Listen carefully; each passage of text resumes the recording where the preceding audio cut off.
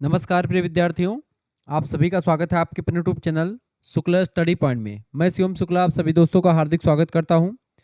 आज के वीडियो के माध्यम से हम लोग चर्चा करेंगे बीए सेकंड सेमेस्टर जियोग्राफी के मोस्ट इंपॉर्टेंट 100 एमसीक्यूज के बारे में। इससे पहले प्रैक्टिस सेट नंबर 1 मैंने डिस्कस किया हुआ है, आपने को करिकुलर मास्टर चैनल पर आपने देखा होगा, जिसमें हमने 2021-22 वाला पेपर देखा, नहीं 2022 में जो पूछा गया था।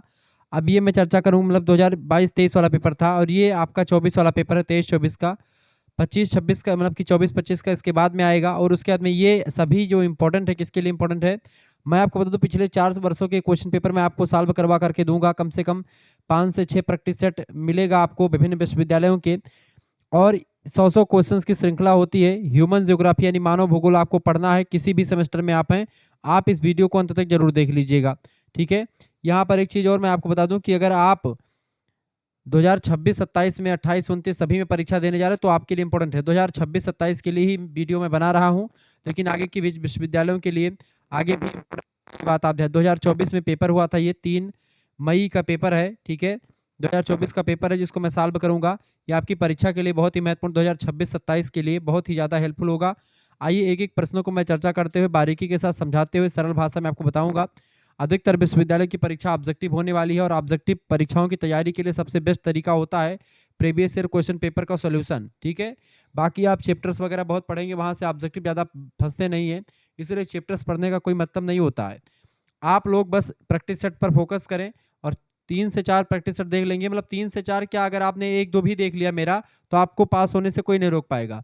अगर 2-3-4 आपने देख लिया तो फिर उसके बाद में एक भी क्वेश्चन आपका छूटेगा नहीं, ये बात आप ध्यान रखें। किसी भी विश्वविद्यालय से आप पढ़ रहे हो, सिद्धार्थ यूनिवर्सिटी कपिलवस्तु, वीर बहादुर सिंह पूर्वांचल विश्वविद्यालय, महात्मा गांधी काशी विद्यापीठ, एमजी पेरी बरेली, रोहिलखंड मासा कुंभरी सहारनपुर, राजा महेंद्र प्रताप सिंह स्टेट यूनिवर्सिटी, राम मनोहर लोहिया विश्वविद्यालय, महात्मा गांधी काशी विद्यापीठ, जननायक चंद्रशेखर बलिया विश्वविद्यालय, महाराजा सुहेलदेव आजमगढ़ विश्वविद्यालय, प्रोफेसर रज्जू भैया स्टेट यूनिवर्सिटी, दीनदयाल उपाध्याय गोरखपुर विश्वविद्यालय, बिहार विश्वविद्यालय, राजस्थान विश्वविद्यालय। कहीं पर भी अगर ह्यूमन ज्योग्राफी आपको पढ़ना पड़ता है, ठीक है। लखनऊ विश्वविद्यालय हो गया आपका, दिल्ली विश्वविद्यालय हो गया, बीएचयू हो गया, जेएनयू हो गया, एमयू हो गया, कोई भी विश्वविद्यालय हो जहां पर भी ह्यूमन ज्योग्राफी आपको पढ़ना है तो आप इस वीडियो को जरूर देख लीजिएगा। मात्र 100 क्वेश्चंस आपको मैं बताऊंगा और इससे बहुत सारे प्रश्न आपकी परीक्षा में हूबहू आएंगे, ठीक है। आप इसके अलावा आप और भी विश्वविद्यालय जैसे कि डॉक्टर भीमराव अम्बेडकर आगरा विश्वविद्यालय, छत्रपति साहू जी महाराज कानपुर विश्वविद्यालय, ठीक है। चौधरी चरण सिंह मेरठ विश्वविद्यालय, माँ पाटेश्वरी बलरामपुर विश्वविद्यालय, माँ विंध्यवासिनी मिर्जापुर विश्वविद्यालय, ठीक है। सारे विश्वविद्यालय के लिए इंपॉर्टेंट है। पहला प्रश्न है, निम्नलिखित में से कौन भारतीय जनजाति नहीं है? इनमें से भारतीय जनजाति इनमें से कौन सी? देखिए, भील जनजाति भारतीय जनजाति है, गोंड भी भारतीय जनजाति और संथाल भी भारतीय जनजाति है। जबकि एस्किमो की अगर बात की तो एस्किमो भारतीय जनजाति नहीं है, ठीक है।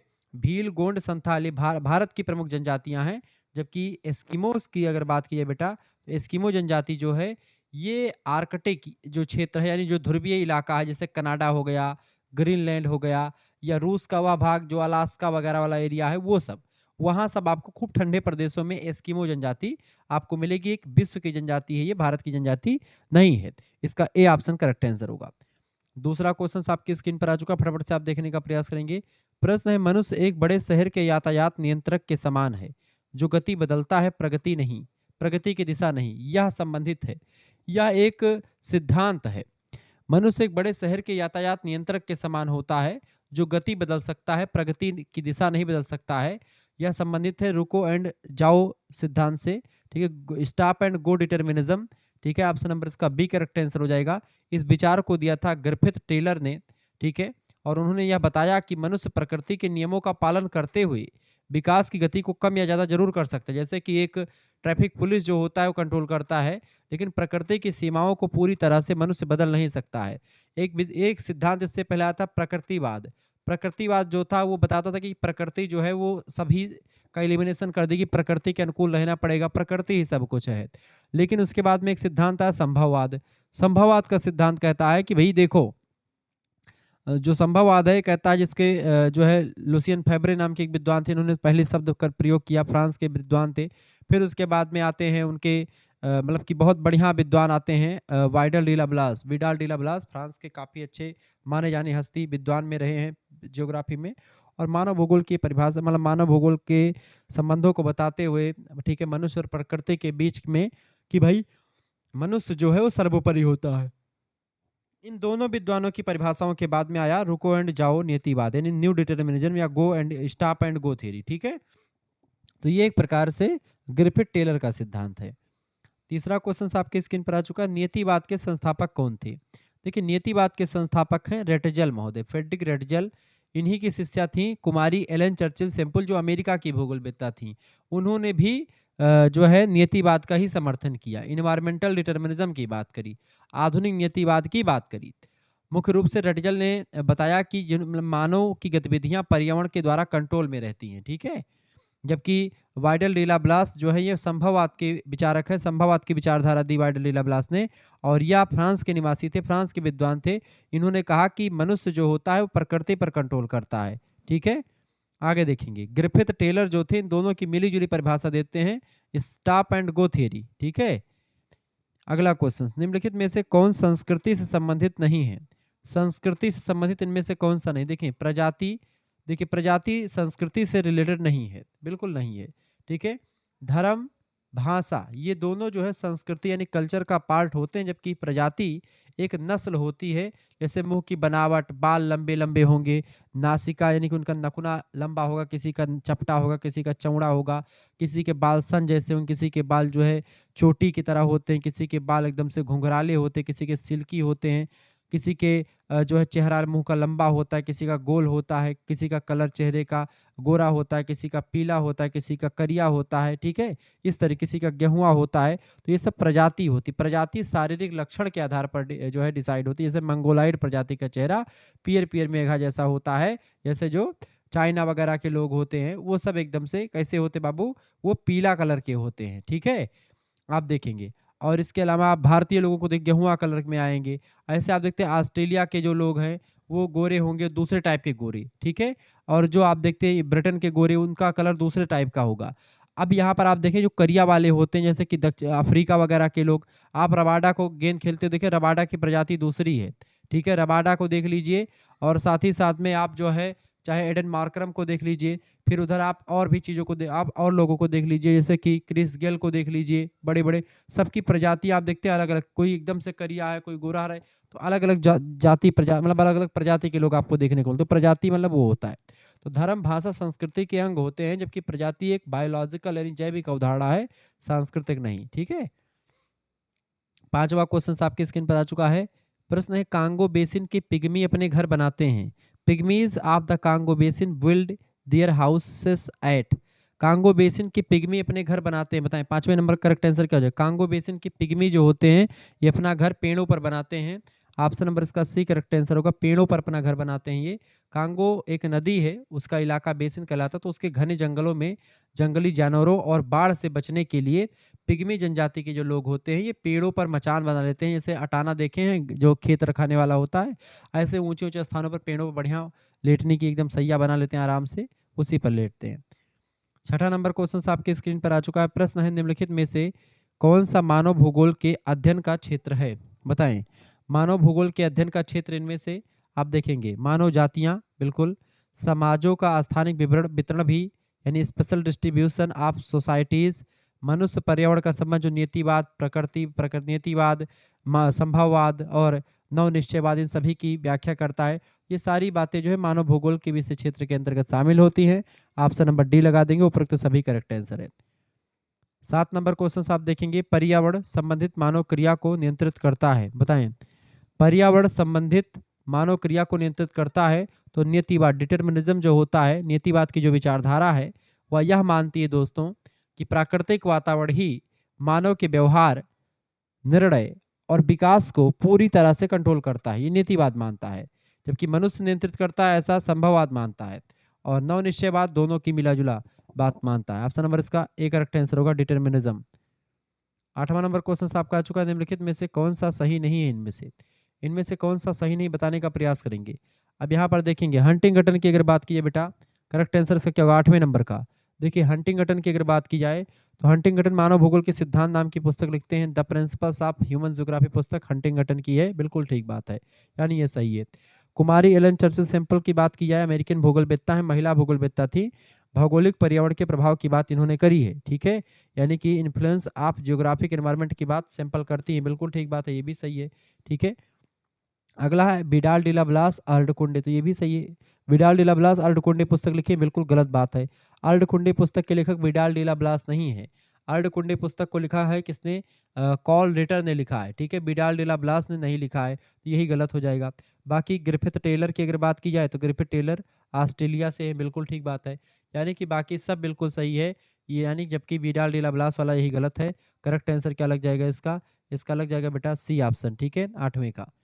9 नंबर क्वेश्चन आप देखेंगे। 9वां नंबर क्वेश्चन आपका आ चुका है। निम्नलिखित में से कौन सा भौतिक संस्कृति का हिस्सा है? इनमें से बताएं। Which of the following is a part of material culture?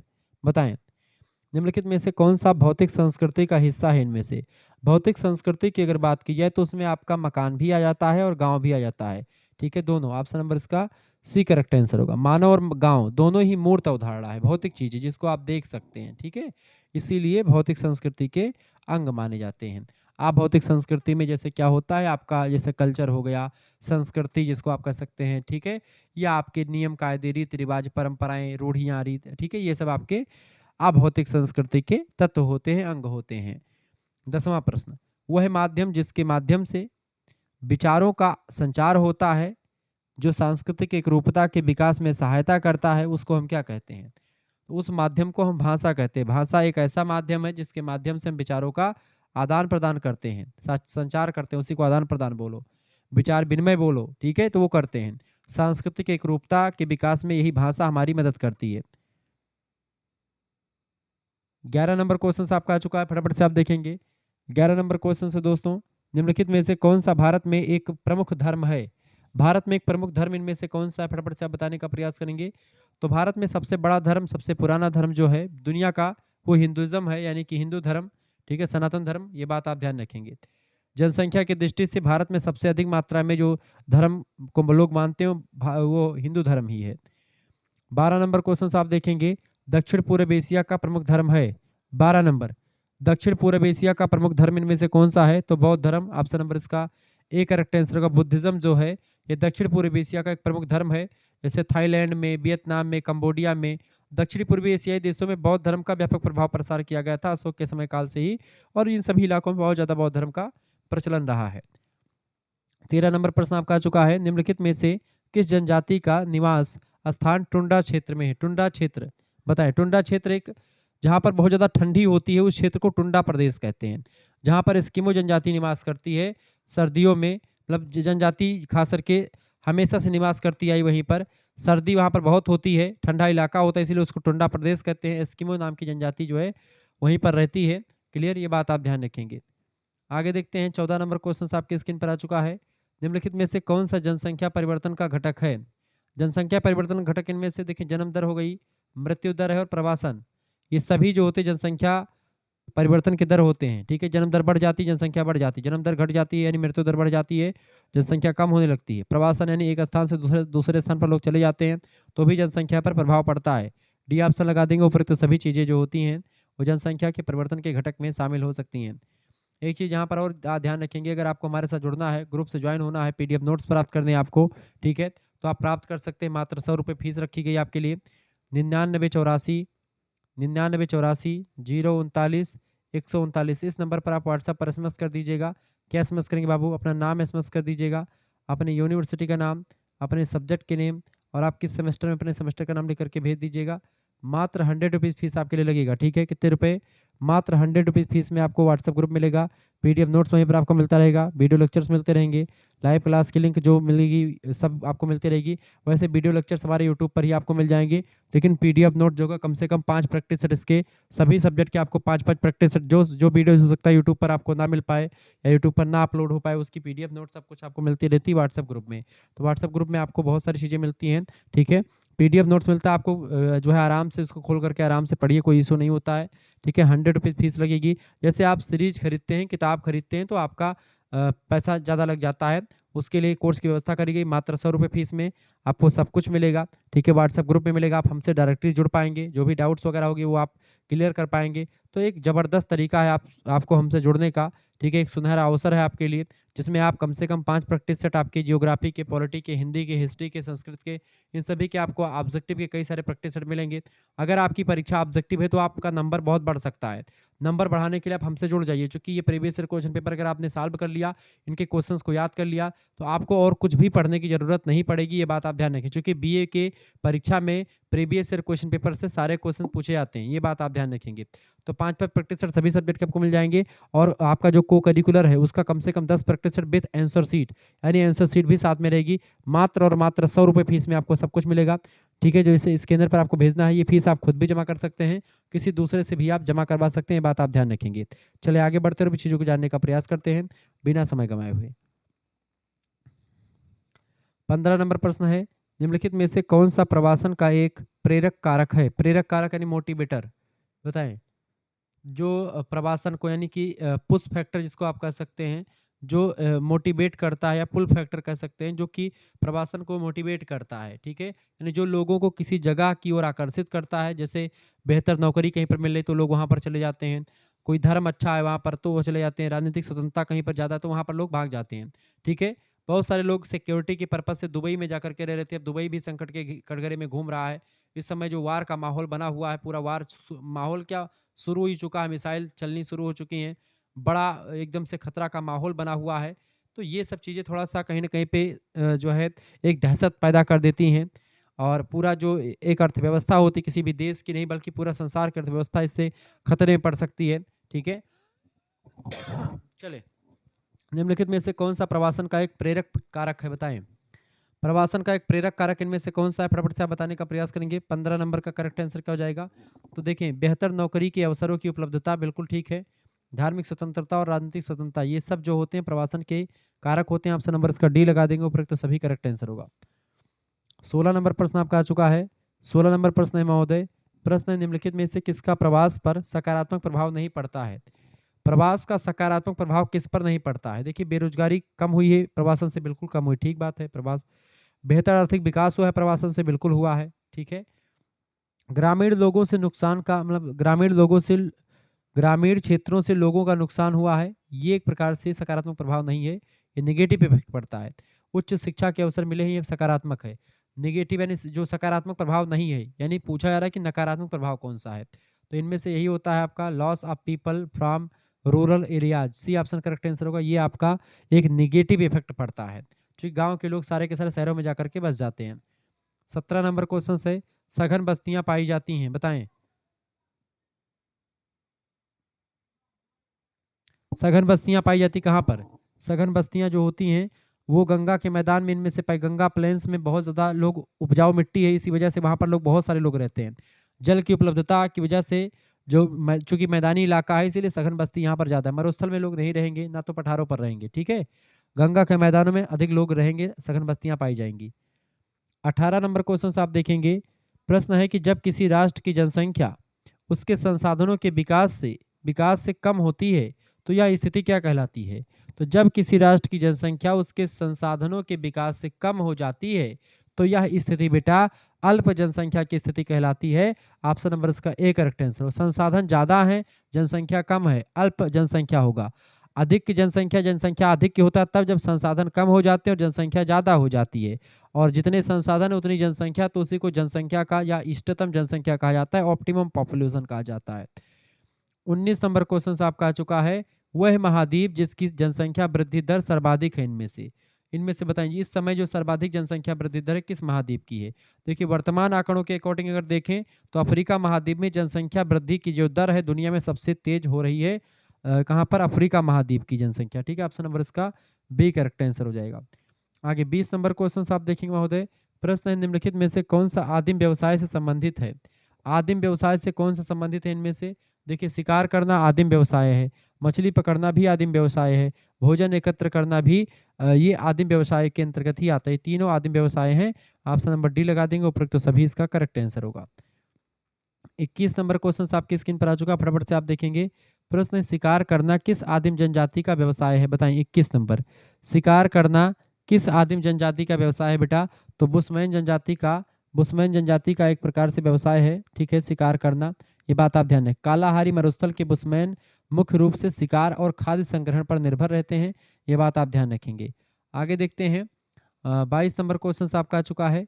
Dogar bank और ग्रैंड बैंक किसके लिए प्रसिद्ध है? तो डोगर बैंक और ग्रैंड बैंक जो हैं ये समुद्र के उथले हिस्से यानी कि ये बैंक्स हैं। बैंक्स ऐसे एरियाज होते हैं जो समुद्र में उथले हुए हिस्से होते हैं जहाँ पर मछली जो होती हैं वहाँ पर बहुत ज़्यादा होती हैं। इसलिए होती हैं क्योंकि इस इलाके में प्लैंकटन नाम के जो छोटे-छोटे जीव होते हैं वो पाए जाते हैं, जो मछलियों के भोजन होते हैं। यानी प्लैंकटन नाम के जीव को मछलियाँ खाती हैं। इसीलिए जब भोजन उनका वहाँ पर है तो मछलियाँ भी वहाँ पर खूब मिलती हैं। और प्लैंकटन कहाँ पर उगते हैं, कहाँ पर ये आते हैं, जहाँ पर ठंडी जलधारा और गर्म जलधारा आपस में मिलती हैं, वह एरिया जो होता है बहुत ही मछली के लिए उपयुक्त माना जाता है क्योंकि वहाँ पर प्लैंकटन नाम के जीव हो जाते हैं। ठीक है? ये बात आप ध्यान रखेंगे। मछली महासागरीय जो मछलियाँ यहाँ पर खूब अधिक मात्रा में रहती हैं, इसलिए इस एरियाज़ को बैंक कहा जाता है। तो डॉगर बैंक में मछली खूब मिलती है, ग्रैंड बैंक में भी। मत्स्य उत्पादन के लिए उपयोगी है। 23 नंबर क्वेश्चन आपका आ चुका है। अध्ययन की निम्नलिखित में से कौन सी शाखा मनुष्य और पर्यावरण के बीच संबंधों से संबंधित है?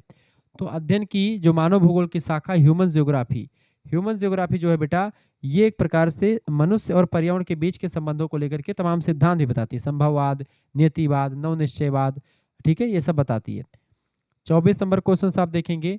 मानव भूगोल की निम्नलिखित में से कौन सी विचारधारा फ्रांसीसी स्कूल से संबंधित है? फटाफट से आप बताएंगे। 24 नंबर का करेक्ट आंसर क्या होगा? 24 नंबर का राइट आंसर कौन बताएगा? 24 नंबर बहुत ही जबरदस्त प्रश्न आपका आ चुका है।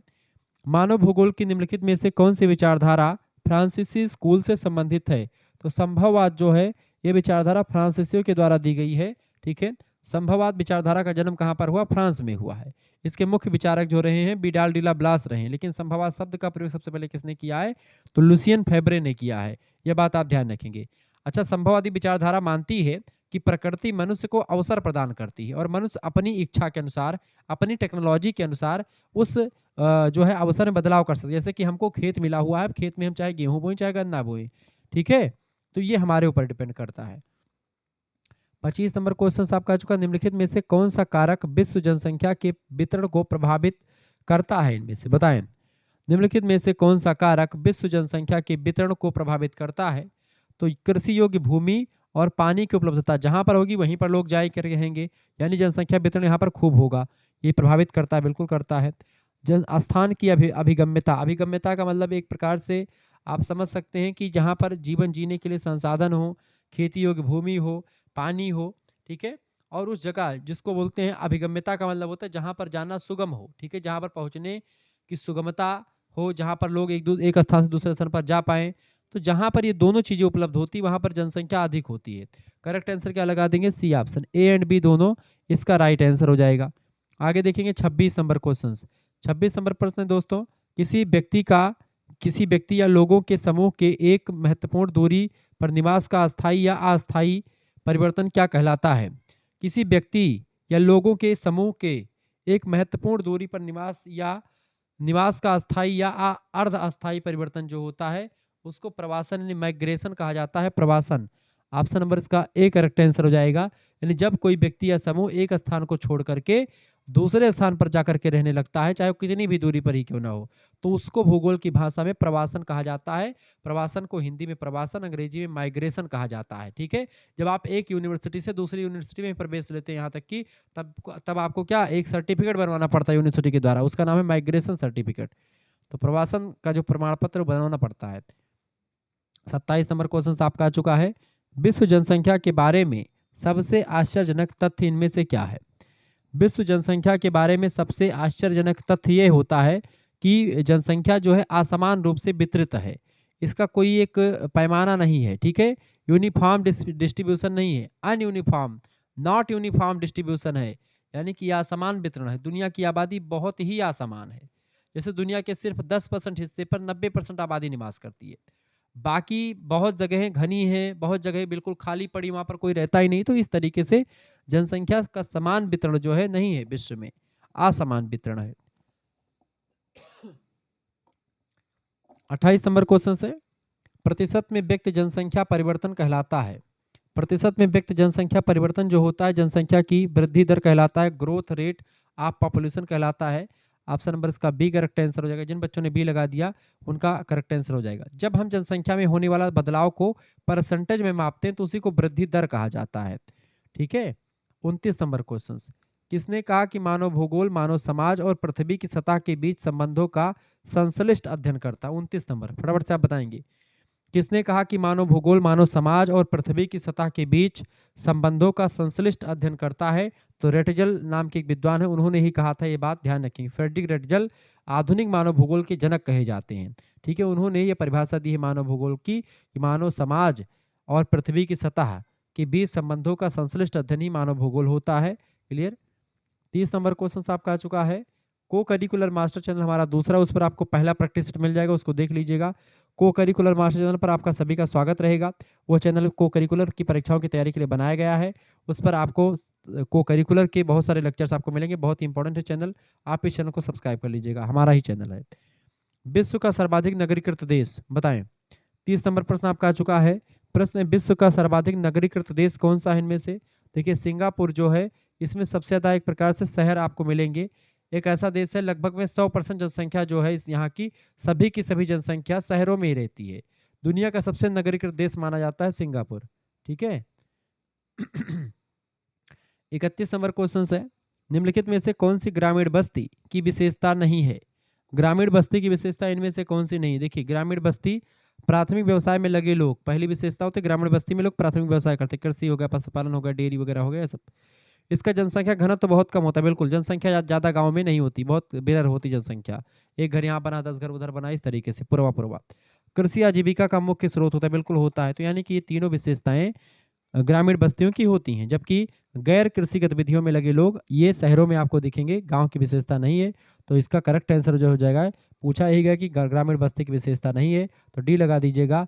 गैर कृषि गतिविधि में लगे लोग, यानी ऐसे लोग जो कृषि कार्य नहीं करते हैं, वो लोग गाँव में नहीं रहते हैं। गाँव में अधिकतर लोग कृषि ही करते हैं। ठीक है, ये बात आप ध्यान रखें। तो ये आपका डी लग जाएगा, गैर कृषि गतिविधियों में लगे लोग जो होते हैं, ये एक प्रकार से इसकी विशेषता नहीं होती है।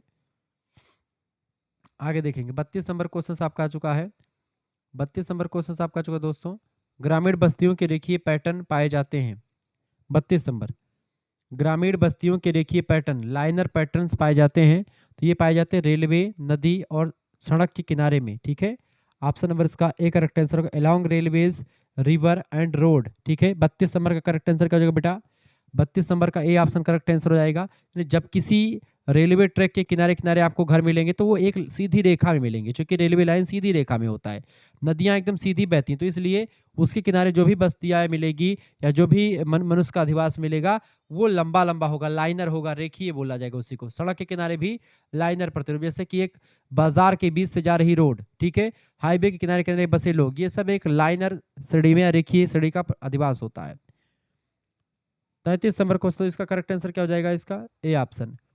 33 नंबर क्वेश्चन से भाषा का संबंध है। 33 नंबर बताएंगे, भाषा का संबंध किससे है? समाजीकरण से, विचारों के संचार से और सांस्कृतिक तत्वों से, सभी से है।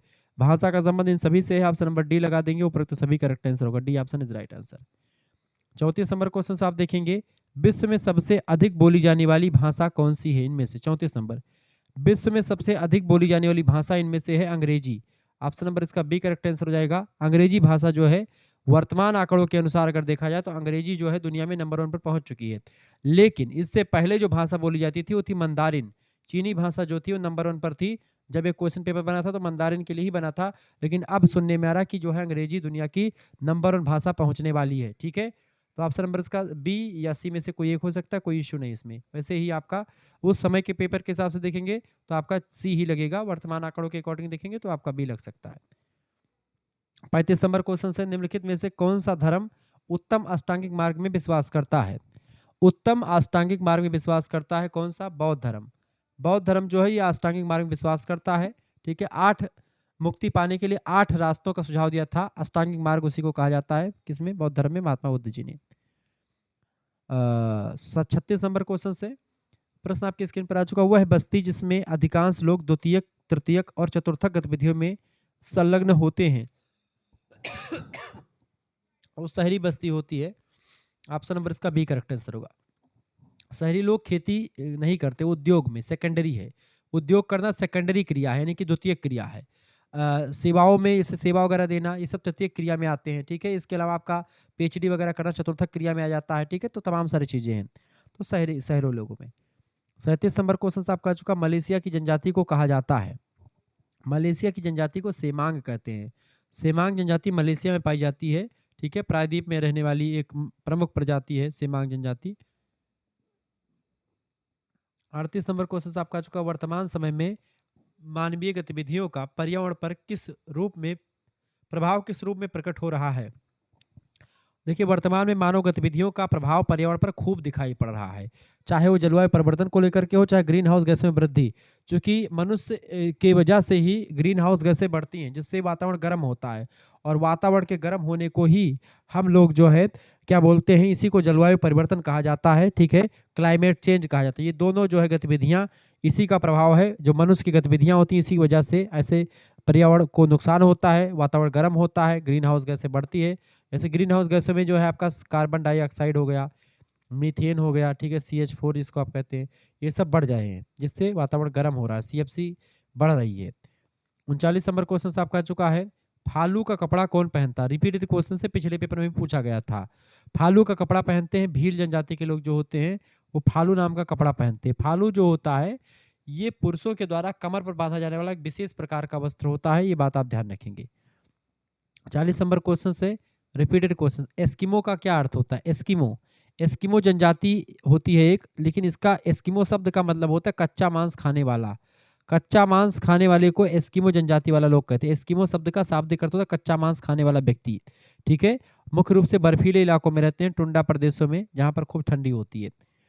41 नंबर क्वेश्चन आपका आ चुका है, सर्दियों के मौसम में सील का शिकार किस जनजाति की प्रमुख आर्थिक गतिविधि है। 41 नंबर, फटाफट से आप बताएंगे। 41 नंबर क्वेश्चन से, सर्दियों के मौसम में सील एक मछली होती है, सील नाम की एक मछली का शिकार जो होता है, किस जनजाति की आर्थिक गतिविधि होती है। कौन सी जनजाति के लोग सील मछली का शिकार करते हैं।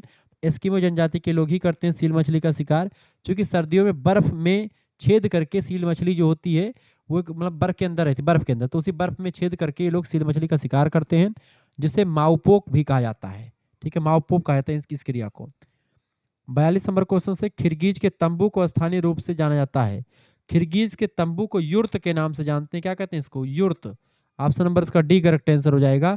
मध्य एशिया की खिरगीज जनजाति जिन जिन गोल तंबुओं में रहती है उसे युर्त कहा जाता है। ठीक है, ये बात आप ध्यान रखेंगे। 43 नंबर क्वेश्चन आपका आ चुका है, को करिकुलर मास्टर चैनल को आप सब्सक्राइब कर लीजिएगा, यहाँ पर इसका एक क्वेश्चन पेपर ऑलरेडी सॉल्व करवा दिया मैंने। ठीक है, प्रश्न है आपका, निम्नलिखित में से कौन सा बस्ती पैटर्न भारत की भील जनजातियों से संबंधित है। 43 नंबर बताएंगे, निम्नलिखित में से कौन सा बस्ती पैटर्न भारत की भील जनजाति से रिलेटेड है। तो बिखरा हुआ, बिखरा भील जनजाति जो है बिखरी हुई, एकदम से फैली हुई है। भील जनजाति के लोग अक्सर पहाड़ी और जंगली इलाकों में दूर दूर तक घर बना करके रहते हैं, जिसको बिखरी हुई बस्ती के नाम से भी जानते हैं। आगे देखते हैं, 44 नंबर क्वेश्चन आपका आ चुका है, प्रश्न है, निम्नलिखित में से कौन मध्य भारत की सबसे बड़ी द्रविड़ भाषी जनजातियों में से एक है। 44 नंबर, फटाफट से आप बताएंगे, निम्नलिखित में से कौन मध्य भारत की सबसे बड़ी द्रविड़ भाषी जनजातियों में से एक है। तो गोंड जनजाति है वो, ऑप्शन नंबर इसका ए करेक्ट आंसर होगा। गोंड जनजाति जो है वो भारत की सबसे बड़ी जनजातियों में से एक है, और उनकी भाषा द्रविड़ भाषा परिवार से है, इसीलिए ये द्रविड़ भाषी जनजाति में से गोंड का नाम आता है। ऑप्शन नंबर इसका ए करेक्ट आंसर होगा। आगे देखते हैं, 45 नंबर क्वेश्चन से, पारंपरिक प्रकार की कृषि स्लेश एंड बर्न, जिसको आप कह सकते हैं काटो और जलाओ कृषि, जिसको झूमिंग कृषि भी कहते हैं, स्थानांतरित शील कृषि भी कहते हैं, खेती सबसे अधिक प्रचलित कहाँ पर होती है, बताएं। तो पारंपरिक प्रकार की कृषि जो होती है स्लेश एंड बर्न, जिसको झूमिंग कृषि कहते हैं, ये घने जंगलों वाली पहाड़ी ढलानों पर ऐसी कृषि करी जाती है। ऑप्शन नंबर इसका सी करेक्ट आंसर होगा। इसमें क्या होता है, झूम खेती में, स्थानांतरणशील कृषि में, इसी को काटो और जलाओ कृषि इसलिए कहते हैं क्योंकि जंगलों को साफ करके, ठीक है, जंगलों को जला करके जमीन बनाई जाती है खेती करने की योग्य, और खेती करी जाती है। फिर उसके बाद में जब वो जमीन उपजाऊ खत्म हो जाती है तो अलग स्थानों पर जाते हैं, वहाँ पर जंगल काटते हैं, जलाते हैं, और फिर उसके बाद खेती करना शुरू कर देते हैं। इस तरीके से पहाड़ी इलाकों और घने जंगलों में रहने वाली जो जनजाति होती है, ऐसी कृषि कहती है। अलग अलग स्थानों पर, अलग अलग जो है जगहों पर पारंपरिक कृषि, झूमिंग कृषि को अलग अलग नामों से जानते हैं। 46 नंबर क्वेश्चन आपका आ चुका है, किस जनजाति में मवेशी उनकी सांस्कृतिक विरासत के प्रतीक और गौरव के स्रोत के रूप में काम करते हैं, बताइएगा। निम्नलिखित में से कौन सी प्रश्न पूछा गया है। 46 नंबर, किस जनजाति में मवेशी उनकी सांस्कृतिक विरासत के प्रतीक और गौरव के स्रोत के रूप में काम करते हैं। तो मसाई जनजाति में ऐसा होता है। बी ऑप्शन करेक्ट आंसर होगा। अफ्रीका जनजाति मतलब अफ्रीका में जनजाति पाई जाती है मसाई जनजाति, ठीक है। तो अफ्रीका की मसाई जनजाति के लिए गाय बैल ही उनके लिए सबसे बड़ी संपत्ति है और मान सम्मान का प्रतीक। जिसके पास जितने गाय जितने बैल हैं वो उनके लिए संपत्ति का प्रतीक है। जैसे वैदिक काल में जिसके पास जितनी गायें होती थी उनको उतना अमीर माना जाता था। 47 नंबर क्वेश्चन है, निम्नलिखित में से कौन सी जनजाति रंगीन परिधान पसंद करती है? जिसमें पुरुष अक्सर लाल सुस यानी कपड़े का आवरण पहनते हैं, बताएं। 47 नंबर, निम्नलिखित में से कौन सी जनजाति रंगीन परिधान पसंद करती है? पुरुष अक्सर लाल कपड़े पहनते हैं, ठीक है, लाल कपड़े का आवरण पहनते हैं। इसका करेक्ट आंसर होगा मसाई जनजाति के लोग ही ऐसा करते हैं, लाल कपड़ा पहनते हैं, ठीक है। लाल रंग के कपड़े पहनते हैं जिसे सुक कहते हैं। सुक, इनके कपड़ों को क्या कहते हैं? सुक कहते हैं, लाल सुक। 48 नंबर क्वेश्चन से आपका आ चुका। थारू लोग अधिकतर कहाँ पर रहते हैं? थारू लोग अधिकतर भारत और नेपाल के एरिया में रहते हैं। ऑप्शन नंबर इसका ये करेक्ट आंसर होगा। उत्तराखंड, नेपाल का तराई इलाका, उत्तर प्रदेश का कुछ इलाकों में रहते हैं, ठीक है। अगला 49 नंबर क्वेश्चन से, भोटिया जनजाति के सर्वाधिक लोकप्रिय देवता कौन है? भोटिया जनजाति जो है तिब्बती मूल की जनजाति मानी जाती है।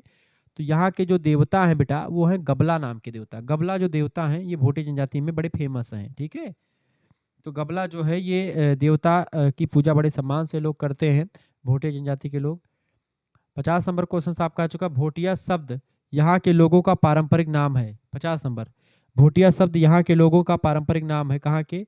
तिब्बती मूल के लोगों का। भोटिया शब्द भोट शब्द से बना, जिसका मतलब होता है तिब्बत का पुराना नाम भोट था। तिब्बती मूल के माने जाते हैं भोटिया जनजाति के लोग। ऑप्शन नंबर इसका ए बी करेक्ट आंसर हो जाएगा, तिब्बती मूल। 51 नंबर क्वेश्चन आप देखेंगे। मानव भूगोल का यह लेक्चर आपके लिए बहुत ही महत्वपूर्ण है।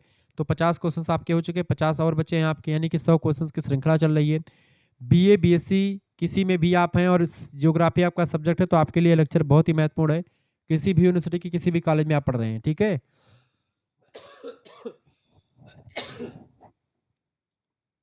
51 नंबर क्वेश्चन है। उत्तर प्रदेश उत्तराखंड की भोटिया जनजाति किस मानव जाति से संबंधित है? तो ये मंगोलाइड प्रजाति से हैं, जो कि चाइना का इलाका जो है सब मंगोलाइड प्रजाति में आती है। शारीरिक बनावट जो है मंगोली प्रजाति से मिलती है, मंगोलाइड प्रजाति से। 52 नंबर क्वेश्चन से, गद्दी जनजाति का मुख्य व्यवसाय। गद्दी जनजाति का मुख्य व्यवसाय है पशुपालन करना। ये लोग पशुपालन करते हैं गद्दी जनजाति के लोग। हिमाचल प्रदेश की जनजाति गद्दी, ये बात ध्यान रखेंगे। बेसिकली ये लोग भेड़ और बकरियों को पालने का काम करते हैं बड़े स्तर पर। 53 नंबर क्वेश्चन आपकी स्क्रीन पर आ चुका, फटाफट से आप देखेंगे। वीडियो को लाइक कर दीजिएगा, चैनल पर नए हैं तो सब्सक्राइब कर दीजिएगा। किस देश में झूम की खेती को रोका के नाम से जानते हैं? रोका, रोका जो होता है बेटा ये एक प्रकार से एक खेती करने का नाम होता है, रोका।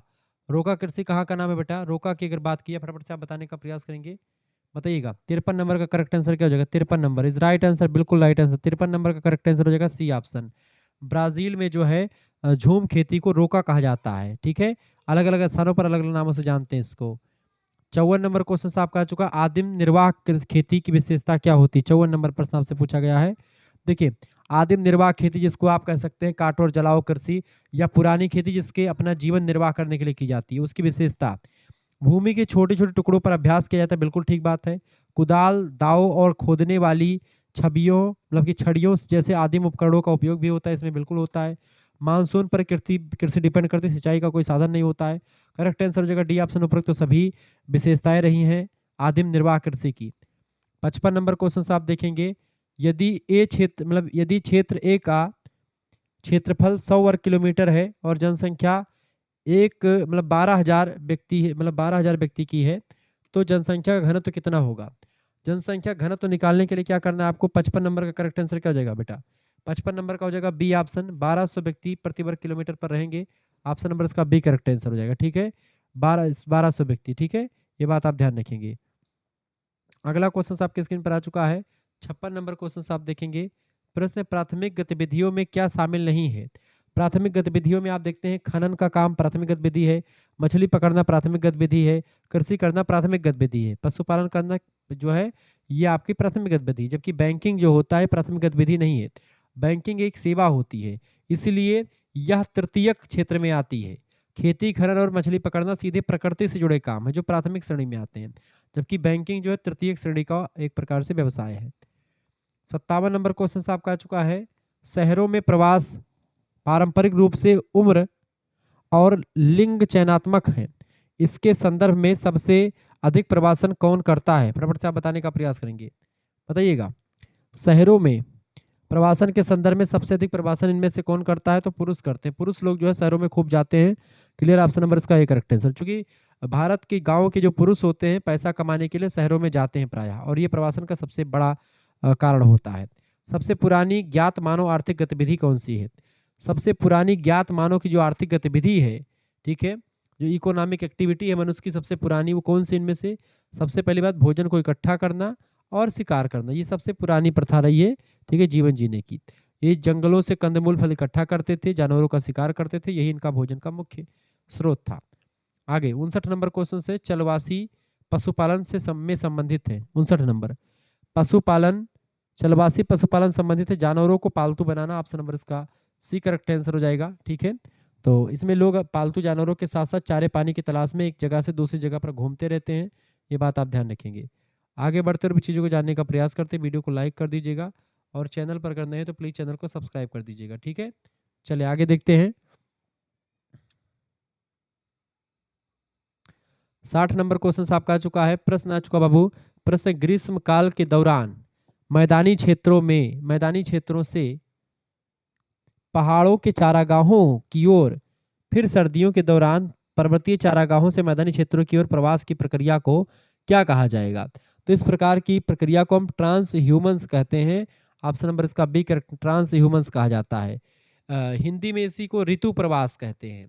गद्दी जनजाति और बकरवाल जैसी जनजातियां जो होती हैं, मौसम के अनुसार अपने पशुओं के साथ स्थान बदल लेती है, क्योंकि वो मौसम जो होता है जब बदल जाता है तो वहाँ पर चले जाते हैं, मौसम फिर ऐसे गड़बड़ हो जाता है तो वहाँ से भाग जाते हैं, इस तरीके से होता है। 61 नंबर क्वेश्चन से, निम्नलिखित में से कौन सा गलत कथन है उसका चयन कीजिए। चलिए पढ़ते हैं 61 नंबर का। पहला ऑप्शन है आपका, पहला ऑप्शन है शहर में लोगों का मुख्य व्यवसाय द्वितीयक और तृतीयक क्षेत्र से जुड़ा हुआ, बिल्कुल जुड़ा हुआ, ठीक बात है, पहला कथन ये गलत नहीं है। दूसरा, गांव में अधिकांश लोग प्राथमिक व्यवसाय में लगे, बिल्कुल लगे, सभी लोग लगे होते हैं, ये बात भी बिल्कुल सही है। तीसरा है आपका, बस्तियों को ग्रामीण और शहरी के संदर्भ में विभेदित नहीं किया जा सकता। अरे यार, बस्तियों को ग्रामीण और शहरी में विभेदित किया जा सकता तो गलत है, अब ये बिल्कुल आपका जो है गलत बात है, ठीक है। मानव बस्ती को कामोबेश अस्थायी रूप से बसे हुए स्थान के रूप में परिभाषित कर सकते हैं, बिल्कुल कर सकते हैं, यानी सी ऑप्शन ही आपका जो है ये गलत जो है कथन है, तो यही सी ऑप्शन लगा दीजिएगा इसका 61 नंबर का सी ऑप्शन। आगे देखेंगे 62 नंबर क्वेश्चन से आपका आ चुका बाबू। 62 नंबर क्वेश्चन से अभिकथन कह रहा है आपसे और उसका कारण नीचे दिया गया है, दोनों को पढ़ करके आपको बताना कि आंसर क्या होगा। देखिए अभिकथन है आपका, जनसंख्या संरचना को रोकने के लिए प्रवासन एक आवश्यक तत्व है। क्या है बताएं? बिल्कुल है, यानी जनसंख्या संरचना को रोकने के लिए प्रवासन एक आवश्यक, बिल्कुल, एक स्थान दूसरे स्थान पर ले जा सकते, बिल्कुल ठीक बात है। कारण क्या है कि प्रवासन जनसंख्या और संसाधनों के बीच बेहतर संतुलन प्राप्त करने का एक सहज प्रयास है, बिल्कुल, यानी पहला और दूसरा दोनों सही है। पहले का सही व्याख्या भी जो है करता है, यानी कि ए बी दोनों सत्य हैं, आर ए की सही व्याख्या भी, ए ऑप्शन इसका बिल्कुल करेक्ट आंसर हो जाएगा। जिस बच्चे का पेपर अधिकतर क्वेश्चन उसका सही लगा हुआ है। 63 नंबर क्वेश्चन है, निम्नलिखित में से किस जनजाति में ट्रांस ह्यूमन्स प्रक्रिया है? तो मैंने आपको बताया था ट्रांस ह्यूमन्स की प्रक्रिया किस जनजाति में बेटा? तो 63 नंबर, फटाफट से आप बताने का प्रयास करेंगे। तो गद्दी और भोटिया, इन दोनों जनजाति में आपको ट्रांस ह्यूमन्स यानी कि ऋतु प्रवास की प्रवृत्ति आपको दिखाई पड़ती है, ठीक है।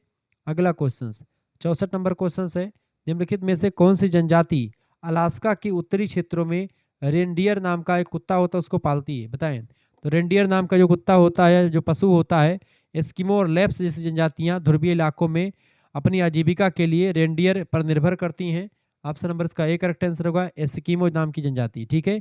इग्लू नाम के घर में रहते हैं लोग। 65 नंबर क्वेश्चन आपका आ चुका, पीसी कल्चर का संबंध किससे है? पीसी कल्चर का संबंध किससे है? 65 नंबर, फटाफट से आप बताने का प्रयास करेंगे। 65 नंबर क्वेश्चन का करेक्ट आंसर क्या हो जाएगा?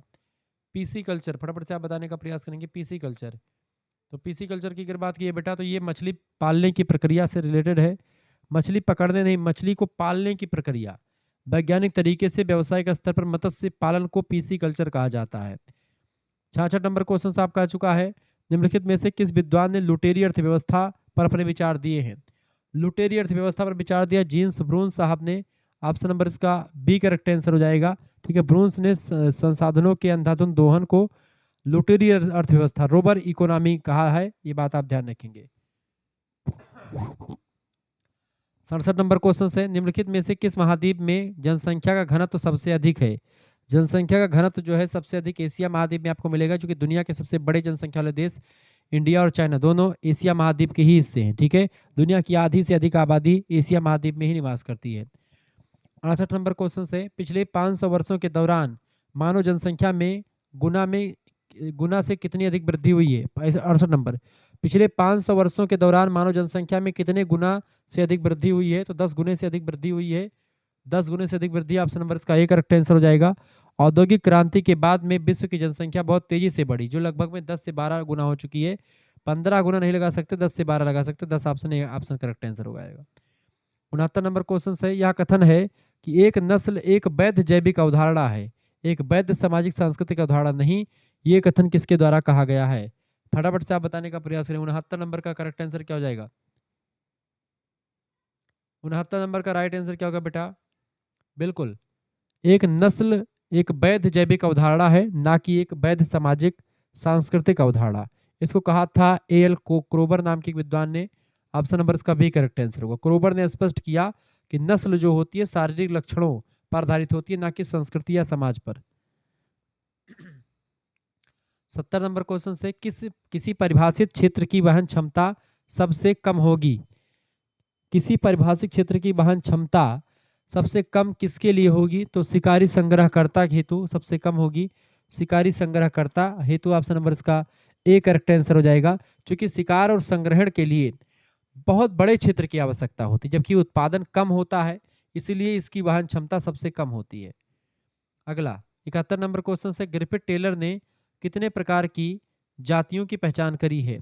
तो ग्रिफिथ टेलर ने जो है अगर बात किया तो 7 प्रकार की जो है बात करी, लेकिन 7 ऑप्शन में तो 6 ही लगा सकते हैं। ठीक है, तो इसका करेक्ट आंसर हो जाएगा डी ऑप्शन आपका। ठीक है, आगे बढ़ते हैं। अगला क्वेश्चन आपके स्क्रीन पर आ चुका है, 72 नंबर देखेंगे। प्रश्न है, किसी सांस्कृतिक समूह और उसके द्वारा व्याप्त प्राकृतिक वातावरण के बीच के संबंध को क्या कहा जाता है? 72 नंबर। 72 नंबर का करेक्ट आंसर कौन बताएगा? फटाफट से आप बताने का प्रयास करेंगे। 72 का करेक्ट आंसर कौन बताएगा बाबू? बिल्कुल राइट आंसर आपका। किसी सांस्कृतिक समूह और उसके द्वारा प्राप्त प्राकृतिक वातावरण के बीच के संबंध को सांस्कृतिक पारिस्थितिकी कल्चरल इकोलॉजी के नाम से जानते हैं। ऑप्शन नंबर इसका डी करेक्ट आंसर हो जाएगा। ठीक है, 73 नंबर क्वेश्चन आप देखेंगे, निम्नलिखित कथनों पर विचार कीजिए और गलत उत्तर चुनिए इनमें से। देखिए, भाषा एक सांस्कृतिक परिवर्तन है, बिल्कुल है। भाषा संचार का एक साधन भी है, बिल्कुल है। भाषा भौतिक भूगोल का एक भाग है, बिल्कुल भी नहीं है। भाषा सामाजिक क्षेत्रों का परिसीमन करने में उपयोगी, बिल्कुल करती है। तो भाषा के बारे में सी ऑप्शन जो दिया है बिल्कुल गलत दिया हुआ है। भाषा मानव भूगोल यानी सांस्कृतिक भूगोल का हिस्सा है, भौतिक भूगोल का हिस्सा बिल्कुल भी नहीं है। ठीक है, भौतिक भूगोल में जैसे पर्वत नदियां इन सभी के बारे में आप जलवायु के बारे में पढ़ करके आ रहे हैं फर्स्ट सेमेस्टर में, तो यही नहीं, तो इसका करेक्ट आंसर क्या हो जाएगा? C option. ठीक है, नेक्स्ट क्वेश्चन आप देखिए, 74 नंबर प्रश्न आपका आ चुका है, विश्व सामाजिक भूगोल के 2 घटक कौन कौन से हैं? प्रश्न है, विश्व सामाजिक भूगोल के प्रमुख घटक पूछा गया, 2 नहीं। विश्व सामाजिक भूगोल के प्रमुख घटक भाषा, धर्म और जनजातियां, ये तीनों ये विश्व सामाजिक भूगोल के प्रमुख घटक हैं। ऑप्शन नंबर डी लगा देंगे, उपरोक्त सभी इसका बिल्कुल राइट आंसर हो जाएगा। आगे देखेंगे, 75 नंबर प्रश्न आपका आ चुका है, 75 नंबर क्वेश्चन आपसे क्या कह रहा है बाबू? 75 नंबर क्वेश्चन आपसे कह रहा है, बहुत बढ़िया क्वेश्चन है परीक्षा के दृष्टिकोण से। प्रश्न है कि भूगोल की कौन सी शाखा मानव भूगोल से संबंधित नहीं है? भूगोल की कौन सी शाखा मानव भूगोल से संबंधित नहीं है? तो भूगोल की जो शाखा है आपकी भौतिक भूगोल, वो अपने आप में ही एक भूगोल है, ये कोई शाखा नहीं। ऑप्शन नंबर इसका सी करेक्ट आंसर हो जाएगा। ठीक है, बाकी जनसंख्या भूगोल, आर्थिक भूगोल, सामाजिक भूगोल, ये सब मानव भूगोल के ही शाखा हैं। 76 नंबर क्वेश्चन से, सांस्कृतिक भूदृश्य शब्द का विकास किसके द्वारा किया गया था? 76 नंबर, सांस्कृतिक भूदृश्य कल्चरल लैंडस्केप शब्द का विकास जो किया गया था, ये सीओ सावर के द्वारा किया गया था। ठीक है, कार्लो सावर जिसको आप कहते हैं, बी ऑप्शन करेक्ट आंसर हो जाएगा। कार्लो सावर ने बताया कि कैसे मानव अपनी संस्कृति के माध्यम से प्राकृतिक भूदृश्य को बदल देता है, इसका बी ऑप्शन करेक्ट आंसर होगा। जिन बच्चों ने बी लगा दिया उनका बिल्कुल राइट आंसर है। 77 नंबर क्वेश्चन है, कौन सा मानव भूगोल का उपागम नहीं है इनमें से? कौन सा मानव भूगोल का उपागम माने होता है अप्रोच, तो कौन सा मानव भूगोल का अप्रोच नहीं है? देखिए पर्यावरण समायोजन का सिद्धांत, ये जो है मानव भूगोल का उपागम नहीं है, ठीक है। बाकी आप देखते हैं एक मौलिक प्रक्रिया है पर्यावरण संयोजन का सिद्धांत, बाकी स्थानिक विश्लेषण दृष्टिकोण, पारिस्थितिकी दृष्टिकोण और मानव कल्याण दृष्टिकोण, ये सब मानव भूगोल के उपागम के अंतर्गत आते हैं, जबकि एक प्रक्रिया होती है ये वाला ऑप्शन।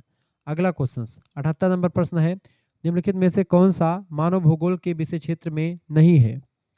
मानव भूगोल के विषय क्षेत्र में कौन सा नहीं इनमें से? देखिए मनुष्य पर्यावरण संबंध मानव भूगोल का एक हिस्सा है, इसका भूगोल विषय क्षेत्र में। मानव की बस्तियों का अध्ययन भी मानव भूगोल के अंतर्गत किया जाता है। भू आकृतियों का निर्माण ये भौतिक भूगोल का हिस्सा है। आदिम अर्थव्यवस्थाओं का अध्ययन भी मानव भूगोल के अंतर्गत करते हैं हम। यानी करेक्ट आंसर क्या हो जाएगा आपका? तो इनमें से मानव भूगोल के विषय क्षेत्र में शामिल नहीं है भू आकृतियों का निर्माण। ऑप्शन नंबर इसका सी करेक्ट आंसर है। फिर किस में है? तो ये भौतिक भूगोल का एक तत्व है। 79 नंबर क्वेश्चन है, इन्वायरमेंट रेस एंड माइग्रेशन पुस्तक के लेखक कौन है? इन्वायरमेंट रेस एंड माइग्रेशन पुस्तक को लिखा है ग्रिफिथ टेलर ने, ठीक है। पर्यावरण और मानव प्रजातियों के प्रवास के बीच संबंध को अच्छे तरीके से इस पुस्तक में समझाया है किसने? ग्रिफिथ टेलर ने। ऑप्शन नंबर इसका A correct answer, Griffith Taylor is right answer, ठीक है।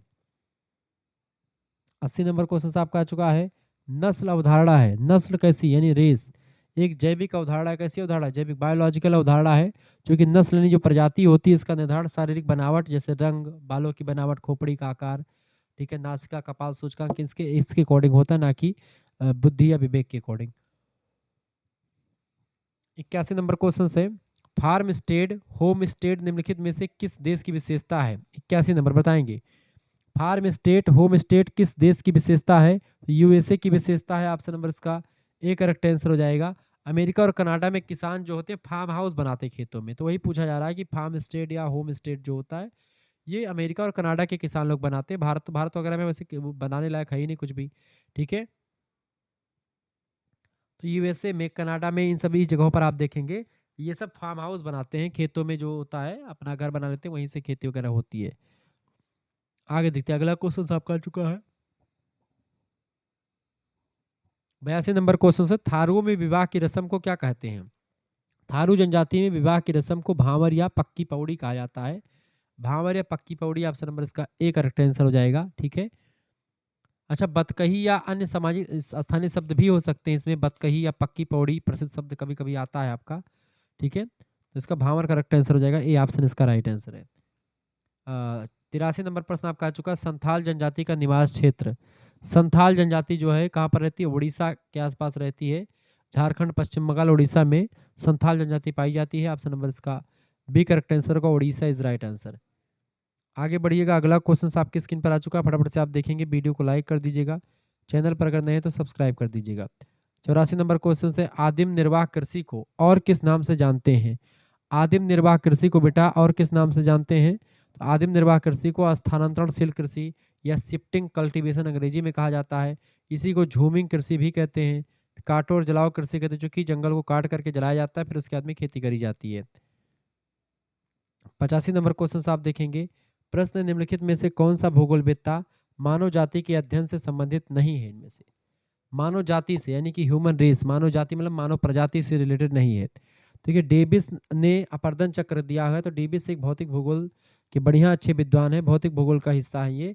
जबकि क्रोबर, हेडन और टेलर इन लोगों ने जाति मानव भूगोल मतलब कि मनुष्य की जो प्रजाति है उसके बारे में बढ़िया जानकारी दी है। 86 नंबर क्वेश्चन आप देखेंगे, यहाँ से कई प्रश्न आपके तैयार होंगे।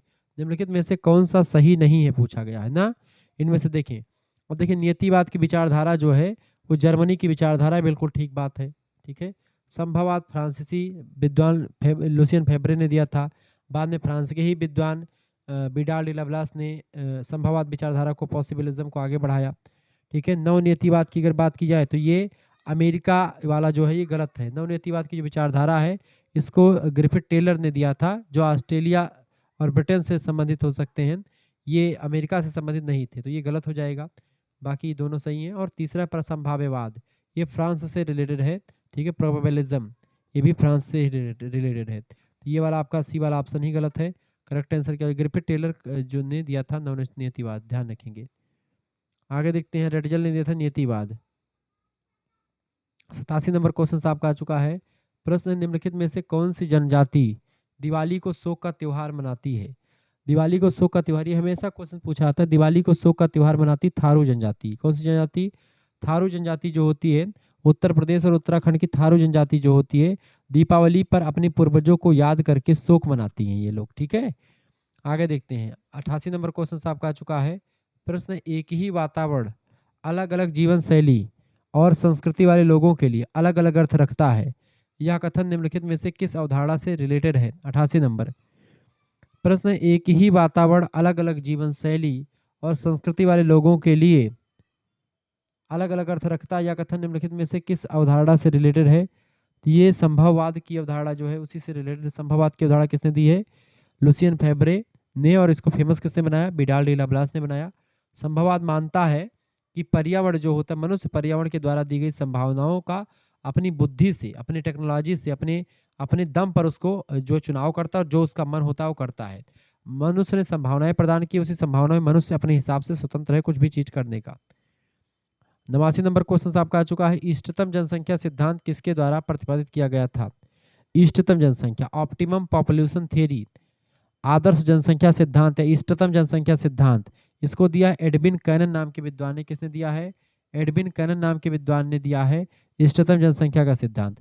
जनसंख्या आधिक्य का सिद्धांत किसने दिया है? प्रोफेसर माल्थस ने दिया है। ये बात भी आप ध्यान रखेंगे।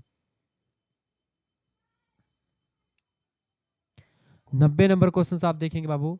90 नंबर प्रश्न आपसे कह रहा है, फटाफट से आप बताने का प्रयास करेंगे। 90 नंबर क्वेश्चन आपका आ चुका है, फटाफट से आप बताने का प्रश्न है आपका 90 नंबर। ध्रुवीय क्षेत्र विरल आबादी वाले हैं क्योंकि? ध्रुवीय क्षेत्र में ज़्यादा जहाँ पर ठंडी होती है उसी को इलाका ध्रुवीय, क्योंकि ध्रुव आप देखते हैं पृथ्वी ये है, इसका जो ये पोल है इसको बोलते हैं नॉर्थ पोल और नीचे वाले को साउथ पोल, इसी को ध्रुवीय इलाका बोलते हैं। यहाँ पर ठंडी खूब पड़ती है तो यहाँ पर लोग ज़्यादा रहेंगे? बिल्कुल नहीं रहे, कम रहेंगे। ये विरल आबादी वाला क्षेत्र है, बिल्कुल है। इसलिए चूंकि कम तापमान के कारण से वृद्धि का मौसम छोटा हो जाता है इसमें, यानी कम तापमान के कारण से वृद्धि का मौसम भी छोटा हो जाता है इसमें। बिल्कुल ठीक बात है ये, बिल्कुल सही बात है। ये कोई खनिज संसाधन नहीं है क्षेत्र में, ये सब नहीं। इसका A option he correct answer हो जाएगा। ठीक है, ध्रुवीय क्षेत्र विरल आबादी वाले होते हैं क्योंकि कम तापमान की वजह से वृद्धि का मौसम जो है छोटा हो जाता है। 91 नंबर क्वेश्चन है, निम्नलिखित में से कौन सा संस्कृति के प्रकारों से संबंधित है? निम्नलिखित में से कौन सा संस्कृति के प्रकारों से रिलेटेड है? संस्कृतियां दो प्रकार की होती है, एक होती भौतिक संस्कृति और एक होती गैर भौतिक संस्कृति या अभौतिक संस्कृति।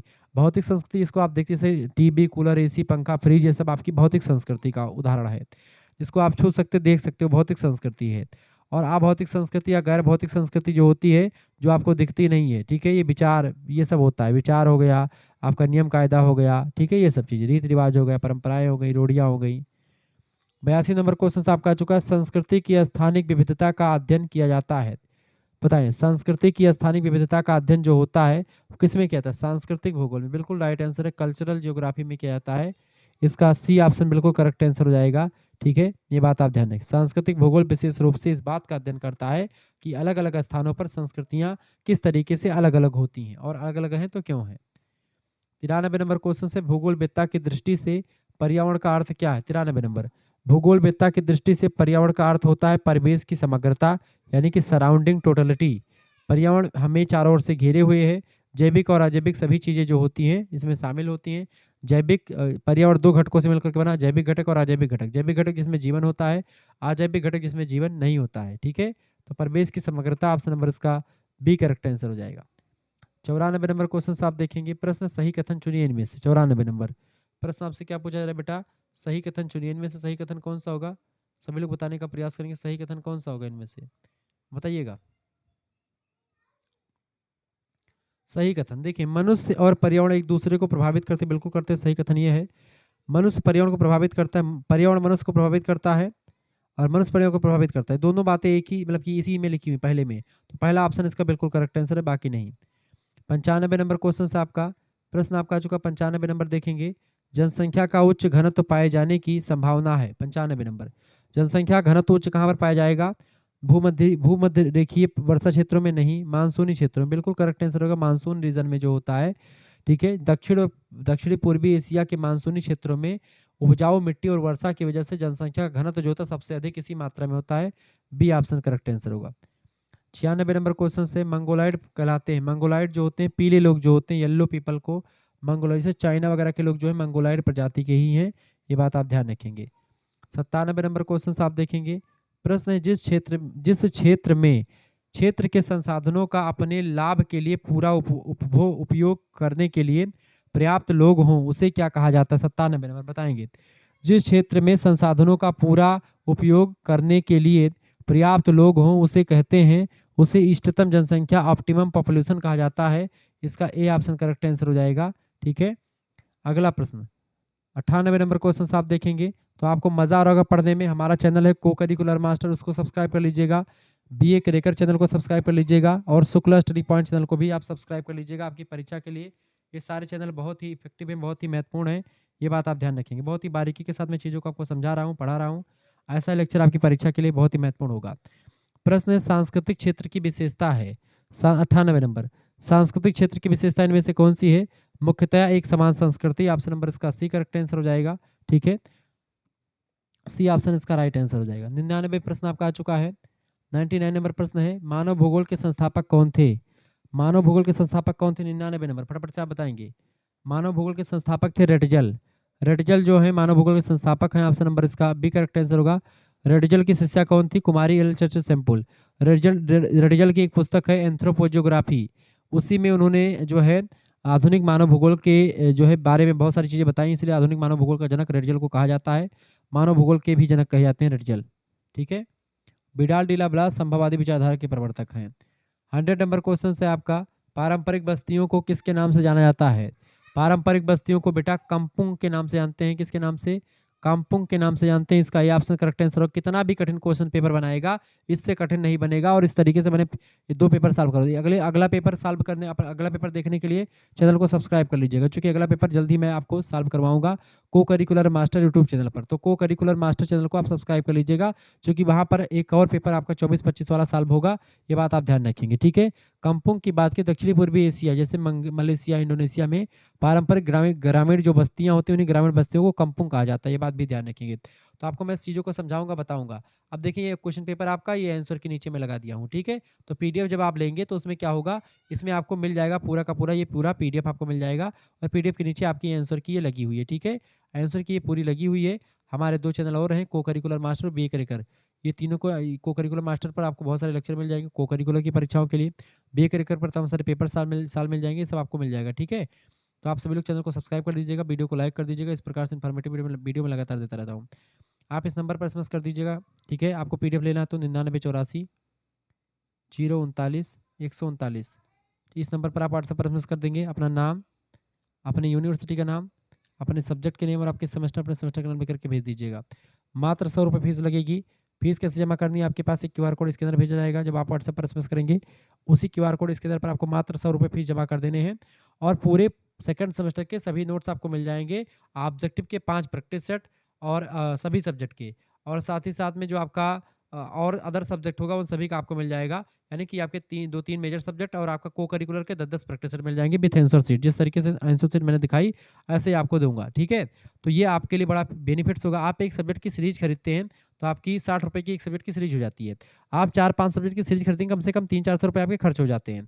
ऐसे में आपको ये पैसे नहीं खर्च करने हैं, आपको मात्र 100 रुपये फीस में सारे पीडीएफ प्राप्त करने हैं। हमारे व्हाट्सएप ग्रुप से जुड़ जाना है, क्योंकि वहाँ पर आपको इन्फॉर्मेशन मिलती रहती है, जानकारी मिलती रहती है तमाम सारी। ठीक है, चलिए फिर मिलते हैं हम नेक्स्ट वीडियो में। तब तक के लिए जय हिंद जय भारत। आप सभी का बहुत बहुत धन्यवाद। हमारे से जुड़ने के लिए इसी प्रकार से अपना प्यार दुलार हमेशा बना रखेंगे। वीडियो को लाइक और चैनल को सब्सक्राइब कर दीजिएगा। बहुत बहुत धन्यवाद।